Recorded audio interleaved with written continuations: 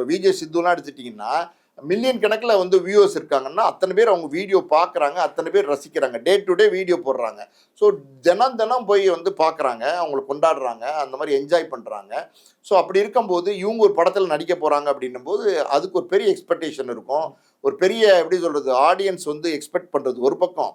வியாபாரமே பெரிய வியாபாரம் பண்ணலாம். அந்த ப்ரமோ பார்த்தீங்கன்னா ஒரு 4 மாதத்துக்கு முன்னாடி விட்டுருந்தாங்க.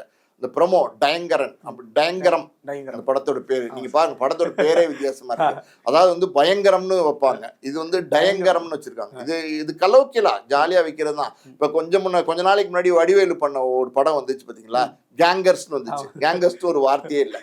இப்ப இதெல்லாம் வந்து எப்படின்னா பட்டாசு டப்பாசு அப்படின்வாங்க. டப்பாசுன்னு ஒரு வார்த்தை இருக்குன்னா இல்லை, பட்டாசுன்னு இருக்கு. அந்த மாதிரி வந்து ஒரு ஜாலியான ஒரு டைட்டிலாக வச்சு அந்த ப்ரொமோவே வித்தியாசமாக இருக்குது. அந்த ப்ரொமோ பார்க்கும் போதே பார்த்தீங்கன்னா ஒரு கதை சொல்கிறதுக்கு போகிறாரு. அவரே ஐஸ்வரி கணேஷ்னே நடிச்சிருக்காரு.